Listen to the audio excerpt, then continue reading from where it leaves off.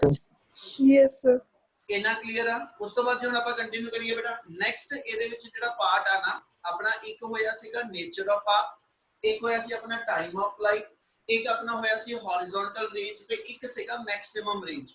हुण एक पार्ट अगला जेड़ा पिछले टॉपिक च नहीं सीगा हॉरिजॉन्टल प्रोजेक्शन च नहीं सीगा इहदे अंदर पार्ट हैगा ठीक है जी दैट्स द मैक्सिमम हाइट। जे तुसी मैक्सिमम हाइट कढनी आ कल मैं इन्नी गल कही सीगी और ਆਪਾਂ ਇਹਦੇ ਵਿੱਚ ਆ ਚੀਜ਼ ਪ੍ਰੂਵ ਕੀਤੀ ਸੀ ਕਿ ਰੇਂਜ ਮੈਕਸਿਮਮ ਉਦੋਂ ਆਂਦੀ ਜੇ ਮੇਰੇ ਕੋਲ ਐਂਗਲ ਆਫ ਪ੍ਰੋਜੈਕਸ਼ਨ ਜਿਹੜਾ ਉਹ 45 ਡਿਗਰੀ ਆ। ਮਤਲਬ ਜਦੋਂ ਤੁਸੀਂ ਕਿਸੇ ਬਾਡੀ ਨੂੰ 45 ਡਿਗਰੀ ਐਂਗਲ ਦੇ ਉੱਤੇ ਪ੍ਰੋਜੈਕਟ ਕਰਦੇ ਹੋ ਤੁਸੀਂ ਕਿਹਾ ਉਹਦੀ ਰੇਂਜ ਮੈਕਸਿਮਮ ਬਣਦੀ ਹੈ। ਤੇ ਪੁੱਤ ਇਸੇ ਗੱਲ ਨੂੰ ਜੇ ਅੱਗੇ ਲੈ ਕੇ ਚੱਲੀਏ ਜੇ ਰੇਂਜ ਮੈਕਸਿਮਮ ਆ ਹਨਾ ਕਿ ਕਿਆ ਹਾਈਟ ਵੀ ਮੈਕਸਿਮਮ ਆ ਉਹ ਕਹਿੰਦਾ ਇਹਦਾ ਮਤਲਬ ਆ ਹਾਈਟ ਦਾ formula in term of angle ਕੀ ਬਣੇ ਉਹਦੇ ਵਾਸਤੇ ਜਦੋਂ ਮੈਕਸਿਮਮ ਹਾਈਟ ਕੱਢਣੀ ਆ ਤੇ ਮੈਕਸਿਮਮ ਹਾਈਟ ਆਪਾਂ ਐਸਐਚ ਜਿਹੜੇ ਪੁਆਇੰਟ ਤੇ ਕੈਲਕੂਲੇਟ ਕਰਦੇ ਹਾਂ ਹਨਾ ਉੱਥੇ ਕੱਲ ਇੱਕ ਲਾਈਨ ਮੈਂ ਯੂਜ਼ ਕੀਤੀ ਸੀਗੀ ਨੇਚਰ ਆਫ ਪਾਥ ਦੇ ਵਿੱਚ ਕਿ ਵੀ ਜਿਹੜੀ ਇਕੁਏਸ਼ਨ ਤੁਹਾਡੇ ਕੋਲ ਆਈ ਆ ਉਹਨੂੰ ਅਸੀਂ ਕਹਿੰਦੇ symmetric parabola. Symmetric parabola word ਦਾ ਮਤਲਬ ਇਹ ਸੀਗਾ ਕਿ ਜਿਹੜਾ ਮੈਕਸਿਮਮ ਹਾਈਟ ਦਾ ਪੁਆਇੰਟ ਹੋਏਗਾ ਉਹ ਐਸਐਚ ਹੌਰੀਜ਼ੌਂਟਲ ਰੇਂਜ ਦੇ ਹਾਫ ਦੇ ਵਿੱਚ ਹੀ ਆਣਾ। ਇਹ ਨਹੀਂ ਹੋਏਗਾ ਕਿ ਜੇ ਰੇਂਜ ਦੀ 10 ਮੀਟਰ ਆ ਤੇ ਜਿਹੜੀ ਮੈਕਸਿਮਮ ਹਾਈਟ ਆ 4.8 ਮੀਟਰ ਤੇ ਆਏਗੀ ਜਾਂ 5.7 ਮੀਟਰ ਤੇ ਆਏਗੀ। ਮੈਕਸਿਮਮ ਹਾਈਟ ਹਮੇਸ਼ਾ ਉਸ ਮੂਵਮੈਂਟ ਤੇ ਬਾਡੀ ਦੀ ਜਿਹੜੀ ਪੋਜੀਸ਼ਨ ਤੇ ਆਣੀ ਆ ਉਹ ਰੇਂਜ ਦਾ ਹਾਫ ਹੋਏਗੀ। ਦੂਜਾ ਵਰਡ ਜਿਹੜਾ ਟਾਈਮ ਲੱਗੇਗਾ ਉਹਨੂੰ ਠੀਕ ਹੈ ਜਿੰਨਾ ਟੋਟਲ ਟਾਈਮ ਆਫ ਫਲਾਈਟ ਹੁੰਦਾ ਉਹ ਤੋਂ ਲੈ ਕੇ A ਤੱਕ ਜਿੰਨਾ ਟੋਟਲ ਟਾਈਮ ਆਫ ਫਲਾਈਟ ਆ ਤੇ time of flight the half time ਜਿਹੜਾ ਹੋਏਗਾ ਉਹ ਟਾਈਮ ਆਫ ਐਸੈਂਟ ਆ ਤੇ ਉਹਦਾ ਹਾਫ ਟਾਈਮ ਜਿਹੜਾ ਟਾਈਮ ਆਫ ਡੀਸੈਂਟ ਆ। यानी एग्जैक्टली मिडवे मेरे को मैक्सिमम हाइट का पॉइंट आना ते as such equation maximum height वास्ते जे लगानी होवे या भाई इक्वेशन मैक्सिमम हाइट वास्ते लगानी होवे कि अपनी इक्वेशन y एक्सिस दे अलोंग लगेगी इसलिए मैक्सिमम हाइट कढनी ते इक्वेशन y एक्सिस पे अप्लाई कर दो। इक्वेशन सेगी y minus y nought equal to u by t plus half ay into t square. Equation clear है? यस सर ਹੁਣ ਇਹਦੇ ਵੇਰੀਏਬਲ ਪੂਰੇ ਕਰੀਏ ਜਿਹੜੀ y ਦੀ ਵੈਲਿਊ ਆ ਇਹਨੂੰ ਅਸੀਂ h ਮੈਕਸਿਮਮ ਮੰਨਦੇ ਪਏ y0 origin ਦਾ ਕੋਆਰਡੀਨੇਟ ਆ 0 ਆ uy initial velocity along y axis ਦਾ u sin ਥੀਟਾ ਵਾ ay ਦੀ ਵੈਲਿਊ -g ਆ ਸਮਾਲ t ਕਿੰਨਾ ਜੀ sir capital T capital T ਦਾ ਹਾਫ बाय 2 हाफ ਤਾਂ ਪੁੱਤ ਟਾਈਮ ਆਫ ਫਲਾਈਟ ਦਾ ਹੈਗਾ ਉਹ O ਤੋਂ ਲੈ ਕੇ A ਤੱਕ ਦਾ ਵਾ ਅਸੀਂ ਮੈਕਸਿਮਮ ਹਾਈਟ सर एक गल पूछनी सी मैक्सिमम हाइट ਉਹਦੇ ਸੈਂਟਰ ਚ ਆਏਗੀ ਇਸ ਲਈ time of flight the half time ਲੈ ਲਓ ਤੇ ਟਾਈਮ ਆਫ ਫਲਾਈਟ ਦੇ ਆਪਣੇ ਕੋਲ ਵੈਲਿਊ ਬਣੀ ਪਈ ਆ ਠੀਕ ਹੈ ਤੇ ਇਸ ਵੈਲਿਊ ਨੂੰ ਜੇ ਡਿਫਾਈਨ ਕਰਦਾ ਤੇ ਇਹਦੀ ਵੈਲਿਊ ਬਣ ਜਣੀ ਹੈ u sin θ g ਆ ਸਾਰੇ वेरिएबल पुट अप कर लो ਤੇ देयरफॉर ਆਪਣੇ ਕੋਲ मैक्सिमम हाइट ਦਾ ਫਾਰਮੂਲਾ ਕੀ ਆ ਜਾਏਗਾ h max equal to y0 0 ਹੀ ਆ u sin θ u y ਦੀ ਥਾਂ ਤੇ ਆ ਗਿਆ और t ਦੀ ਥਾਂ ਤੇ ਵੈਲਿਊ ਆ ਗਈ u sin θ g ठीक है जी प्लस दी था ते माइनस ला लो क्योंकि a by माइनस ही आना वा ठीक है और t की वैल्यू मेरे को u square sin square theta over g square ਇਹਦੇ ਵਿੱਚੋਂ ਇੱਕ g ਤੁਹਾਡੇ ਕੋਲ ਕੈਨਸਲ ਹੋ ਜਾਣਾ ਠੀਕ ਹੈ ਜੀ ਇਧਰੋਂ ਆਪਣੇ ਕੋਲ ਐਸਐਚ ਜੋ ਬਾਕੀ ਟਰਮ ਬਚਣੀ ਹੈ ਉਹ ਆ ਜਾਏਗੀ therefore h max equal to u square sin square theta u square sin square theta by g minus u square sin square theta by 2g ਤੇ ਜੇ ਨੂੰ ਸੋਲਵ ਕਰ ਲਓ ਤੇ ਆਪਣੇ ਕੋਲ value u square sin square theta by g ਇਹਦੇ ਵਿੱਚ ਕਾਮਨ ਆ ਜਾਣਾ ਵੈਲਿਊ ਬਚਦੀ 1 1/2 ठीक है ਤੇ ਇਹਨੂੰ ਸੋਲਵ ਕਰਕੇ ਆਪਣੇ ਕੋਲ ਜਿਹੜੀ ਫਿਰ ਮੈਕਸਿਮਮ ਹਾਈਟ ਦਾ ਫਾਰਮੂਲਾ ਹੋਏਗਾ ਸੋ h max ਆਪਣੇ ਕੋਲ ਆ ਜਾਏਗਾ u square sin square theta by 2g यानी आपने को ऐसे जो मैक्सिमम हाइट का फार्मूला होएगा क्लियर है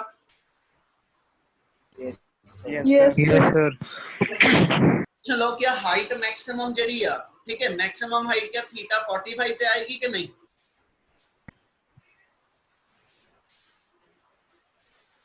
क्या हाइट यस सर वैल्यू 45 पे आएगी कि नहीं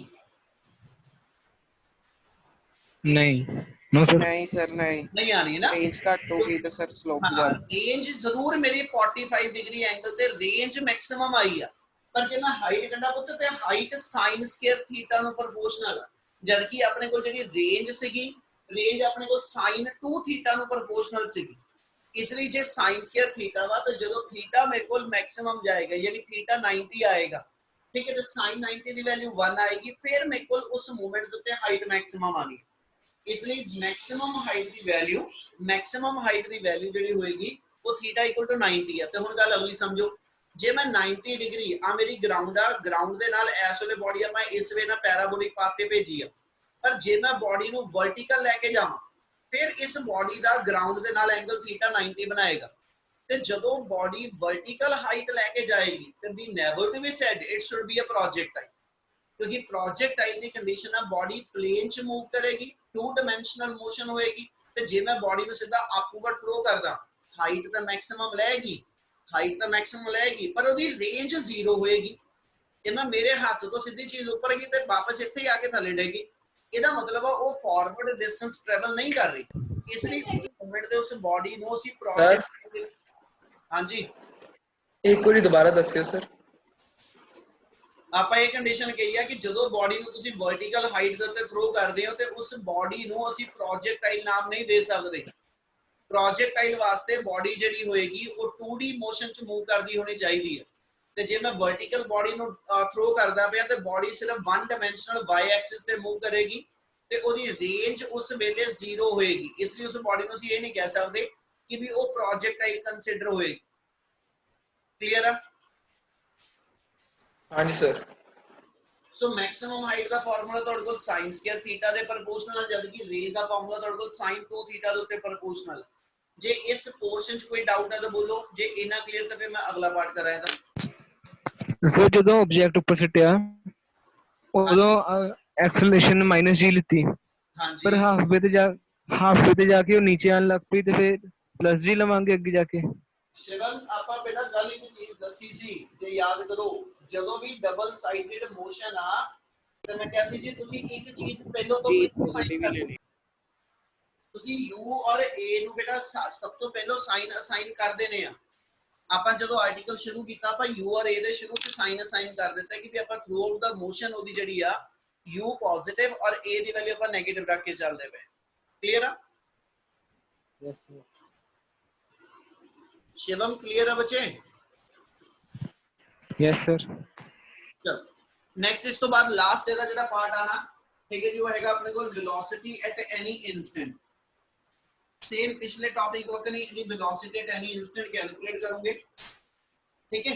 velocity at any instant ਦੇ ਵਿੱਚ ਆਪਾਂ ਇੱਥੇ ਫਿਗਰ 'ਚ ਡਿਫਾਈਨ ਕੀਤਾ ਸੀਗਾ ਕਿ ਜੇ ਆ ਕੋਈ p ਪੁਆਇੰਟ ਆ ਜੇ, ਜਦੋਂ ਬਾਡੀ ਇਸ ਪੁਆਇੰਟ ਤੇ ਆਏਗੀ, ठीक है जी, ਇਹਦੀ velocity v और ਇਹਨੂੰ ਸਪਲਿਟ ਕਰਾਂਗੇ ਤੇ ਦੋ ਕੰਪੋਨੈਂਟ bx ਤੇ by, dx और by ਦੀ ਫਾਰਮ ਚ ਜੇ ਆਪਾਂ v ਕੈਲਕੂਲੇਟ ਕਰਨਾ ਤੇ ਆਪਣੇ ਕੋਲ ਇਕੁਏਸ਼ਨ ਹੋਏਗੀ, ਲਾਸਟ ਪਾਰਟ ਹੈਗਾ ਆਪਣਾ ਜਿਹੜਾ velocity at any instant। ਤੇ ਬੱਚੇ ਇਹਦੀ ਜਿਹੜੀ ਇਕੁਏਸ਼ਨ ਬਣਾਈ ਸੀਗੀ ਉਸੇ ਨੂੰ ਯੂਜ਼ ਕਰਾਂਗੇ। we know that ਜੇ ਰਿਜ਼ਲਟੈਂਟ ਵੈਲੋਸਿਟੀ ਆਪਾਂ ਡਿਫਾਈਨ ਕਰਨੀ ਹੈ ਤਾਂ that should be ਕਹਿੰਦਾ ਜੀ in term of vx and by, ਤੇ ਇੱਥੋਂ ਫਿਰ v ਦੀ ਵੈਲਿਊ ਡਿਫਾਈਨ ਕਰ ਦਈਏ ਤੇ ਫਾਰਮੂਲਾ ਸੀਗਾ ਆਪਣੇ ਕੋਲ vx square plus vy square. क्या ਇਹਨਾਂ ਕਲੀਅਰ ਆ? Yes sir. Yes sir. ਹੁਣ ਜੇ ਇਹਦੇ ਵਿੱਚ vx dy ਦੀ ਵੈਲਿਊ ਲੈਣੀ ਤੇ ਆਪਾਂ ਕਿਹਾ ਸੀ ਜੀ vx ਵਾਸਤੇ ਇਕੁਏਸ਼ਨ ਲਗਾ ਦਿਓ ux ax t। पिछले टॉपिक च भी क्या सी, इस टॉपिक च भी आ सिर्फ वेलोसिटी वाला पार्ट आंदा ਜਦੋਂ ਇਕੁਏਸ਼ਨ ਚੇਂਜ ਹੁੰਦੀ ਆ, ਬਾਕੀ ਜਿੰਨੇ ਪਾਰਟ ਆਪਾਂ ਡਰਾਈਵ ਕੀਤੇ ਆ ਸਾਰਿਆਂ ਦੇ ਅੰਦਰ ਇਕੁਏਸ਼ਨ ਇੱਕੋ ਹੀ ਹੈ, s = ut + half a distance। ਸੋ ਇੱਥੇ ਆ ਜਾਏਗੀ ਇਸੇ ਤਰ੍ਹਾਂ y ਐਕਸਿਸ ਤੇ vy = uy + ay * t। ਤੇ ਪੁੱਤ ਇਹਨਾਂ ਚ ਵੈਲਿਊ ਪੁੱਟ ਅਪ ਕਰ ਦੋ। ux ਦੀ ਵੈਲਿਊ ਆਪਣੇ ਕੋਲ u cos θ ਵਾ, ਐਕਸਲਰੇਸ਼ਨ ਅਲੋਂਗ ਦ x ਐਕਸਿਸ ਆਪਣੇ ਕੋਲ ਕਿੰਨੀ ਹੁੰਦੀ ਜੀ?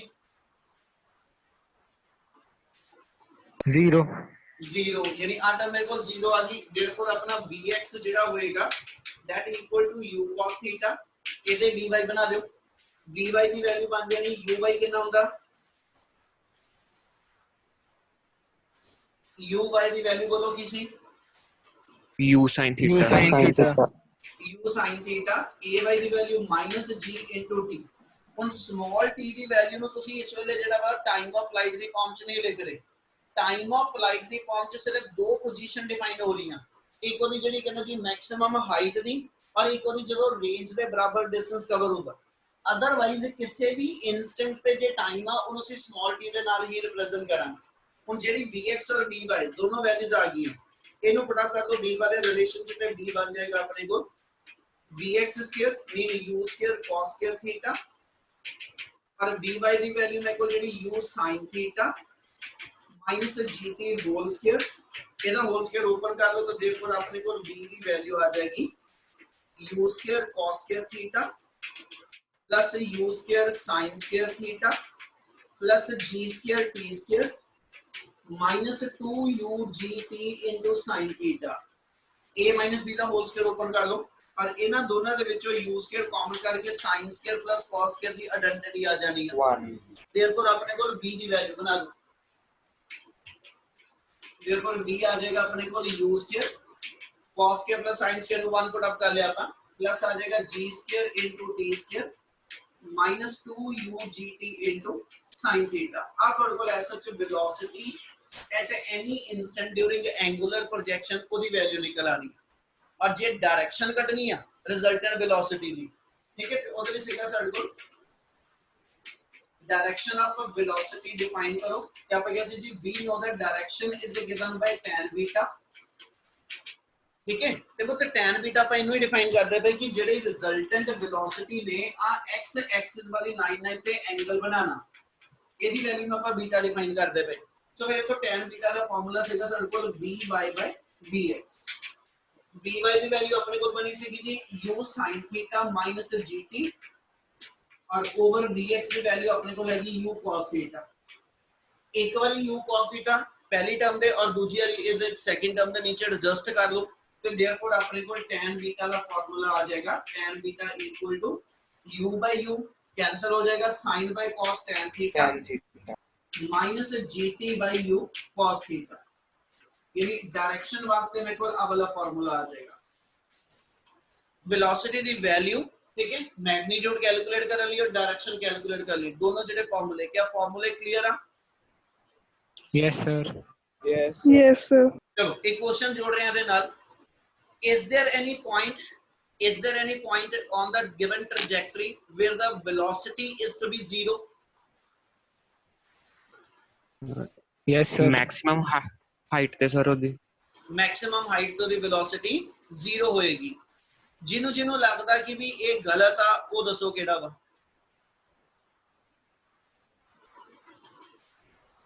सर ਉਹਦਾ ਇੱਕ ਕੰਪੋਨੈਂਟ 0 ਹੋਊਗਾ। ਬਿਲਕੁਲ ਇੱਕੋ ਚੀਜ਼ ਧਿਆਨ ਚ ਰੱਖੋ, ਜੇ ਤੁਸੀਂ ਬਾਡੀ ਨੂੰ ਜਿਹੜੇ ਨਹੀਂ ਬੋਲੇ ਜਾਂ ਤਾਂ ਉਹਨਾਂ ਨੂੰ ਪਤਾ ਨਹੀਂ, ਠੀਕ ਹੈ, ਤੇ ਜਾਂ ਵੈਸੇ ਸਾਇਲੈਂਟ ਹੋ। ਇੱਕ ਚੀਜ਼ ਇਹਨੇ ਗਲਤ ਬੋਲੀ ਸੀ, ਮਾਨਨ ਨੇ ਗਲਤ ਇਹ ਕਿਹਾ ਸੀ ਇਹਨੇ ਕਿ ਵੀ ਵਰਟੀਕਲ ਜਿਹੜੀ ਐਸਾ ਜਦੋਂ ਹਾਈਐਸਟ ਪੁਆਇੰਟ ਆਏਗਾ ਤਾਂ ਉੱਥੇ ਵੈਲੋਸਿਟੀ 0। ਇੱਕ ਪਾਸੇ ਇਹ ਗੱਲ ਸਹੀ ਵੀ ਆ, ਸਹੀ ਉਦੋਂ ਆ ਜਦੋਂ ਮੈਂ ਬਾਡੀ ਨੂੰ ਵਰਟੀਕਲੀ ਅਪਵਰਡ ਥਰੋ ਕਰਾਂਗਾ। ਜੇ ਮੈਂ ਬਾਡੀ ਵਰਟੀਕਲੀ ਅਪਵਰਡ ਥਰੋ ਕਰਦਾ ਤੇ ਹਾਈਐਸਟ ਪੁਆਇੰਟ ਤੇ ਇਹਦੀ ਵੈਲੋਸਿਟੀ ਇੱਥੇ 0 ਹੋ ਜਾਏਗੀ ਤੇ ਤੋਂ ਵਾਪਸ ਮੁੜੇਗੀ। ਪਰ ਜਿਹੜੀ ਪੁੱਤ ਬਾਡੀ ਤੁਸੀਂ ਇਸ ਵੇਲੇ ਪ੍ਰੋਜੈਕਟਾਈਲ ਪਾਥ ਤੇ ਯਾਨੀ ਪੈਰਾਬੋਲਿਕ ਪਾਥ ਤੇ ਲੈ ਕੇ ਚੱਲ ਰਹੇ ਹੋ, ਜਦੋਂ ਬਾਡੀ ਨੇ ਹਾਈਐਸਟ ਪੁਆਇੰਟ ਤੇ ਪਹੁੰਚਣਾ ਹੈ, ਜਦੋਂ ਬਾਡੀ ਨੇ ਹਾਈਐਸਟ ਪੁਆਇੰਟ ਤੇ ਪਹੁੰਚਣਾ, ਇਸ ਮੂਮੈਂਟ ਤੇ ਉਹਦੀ ਜਿਹੜੀ ਵੈਲੋਸਿਟੀ ਟੋਟਲੀ 0 ਹੋਈ। ਜੇ ਮੈਂ ਇਸ ਪੁਆਇੰਟ ਤੇ ਉਹਦੀ ਵੈਲੋਸਿਟੀ ਦੇ ਕੰਪੋਨੈਂਟ ਬਣਾਵਾਂ, ਹੁਣ ਵੀ ਉਹਦੇ ਦੋ ਕੰਪੋਨੈਂਟ ਆ, ਇੱਕ vy ਤੇ ਇੱਕ vx। ਇਸ ਮੂਮੈਂਟ ਤੇ ਮੈਕਸਿਮਮ ਹਾਈਟ ਆ ਗਈ, ਇਸ ਕਰਕੇ ਬਾਡੀ ਦੀ ਇਸ ਤੋਂ ਉੱਪਰ ਜਾਣ ਦੀ ਟੈਂਡੈਂਸੀ ਖਤਮ ਹੋਈ ਆ, ਪਰ ਅੱਗੇ ਜਾਣ ਦੀ ਟੈਂਡੈਂਸੀ ਤਾਂ ਹੈਗੀ ਆ। ਇਸ ਲਈ ਹਾਈਐਸਟ ਪੁਆਇੰਟ ਦੇ ਉੱਤੇ ਬਾਡੀ ਦੀ ਵੈਲੋਸਿਟੀ ਦਾ ਵਰਟੀਕਲ ਕੰਪੋਨੈਂਟ 0 ਹੋਏਗਾ, ठीक है, पर हॉरिजॉन्टल कंपोनेंट vx बनया रहना। और vx ਦੀ ਵੈਲਿਊ ਇੱਥੇ ਆਪਾਂ ਪ੍ਰੂਵ ਕੀਤੀ ਆ ਹਰ ਵੇਲੇ u cos θ, ਤੇ u cos θ ਮੇਰਾ ux ਹੈਗਾ। ਯਾਨੀ ਜਿੰਨੀ ਵੈਲੋਸਿਟੀ ਇਨੀਸ਼ੀਅਲੀ ਤੁਹਾਡੀ ਇੱਥੇ ਕਹਿੰਦਾ ਜੀ ਸਟਾਰਟਿੰਗ ਚ ਅਲੋਂਗ ਦਾ x ਐਕਸਿਸ ਹੈਗੀ ਆ ਸਾਰੀ ਪੋਜੀਸ਼ਨਸ ਦੇ ਉੱਤੇ ਕਿਸੇ ਵੀ ਥਾਂ ਤੇ ਜਦੋਂ ਬਾਡੀ ਮੇਰੀ ਆ ਪੋਜੀਸ਼ਨ ਕਿਸੇ ਵੀ ਥਾਂ ਤੇ ਆਏਗੀ, ਹਰ ਪੋਜੀਸ਼ਨ ਤੇ ਉਹਦਾ ਹੌਰੀਜ਼ੌਨਟਲ ਕੰਪੋਨੈਂਟ u cos θ ਬਣਿਆ ਰਹੇਗਾ। ਉਹਦਾ ਜਿਹੜਾ vx ਹੋਏਗਾ ਉਹ ਹੌਰੀਜ਼ੌਨਟਲ ਕੰਪੋਨੈਂਟ ਆ, ਉਹਦੀ ਵੈਲਿਊ ਇਨੀਸ਼ੀਅਲ ਵੈਲੋਸਿਟੀ ਜਿਹੜੀ ਮੇਰੇ ਕੋਲ ਇੱਥੋਂ ਆਈ ਆ, ਹੈਨਾ, ਹੌਰੀਜ਼ੌਨਟਲ ਡਾਇਰੈਕਸ਼ਨ, ਇਹਦੇ ਬਰਾਬਰ ਹਮੇਸ਼ਾ ਉਹਦੀ ਵੈਲਿਊ ਰਹਿਣੀ। हाँ वर्टिकल कंपोनेंट की वैल्यू थल्ले ऊपर जाते घटती चलेगी, फिर हाईएस्ट पॉइंट तो थल्ले आते इंक्रीज करती चलेगी। इस मतलब वर्टिकल कंपोनेंट जिहड़ा वेलोसिटी दा वो चेंज हुंदा पिया, पर horizontal component remain to be same. क्या इन्नी गल क्लियर आ? Yes sir. Yes sir. चलो नेक्स्ट आईडी ते चलदे, फिर एक गल होर जोड़ांगे इहदे नाल हजे आपां।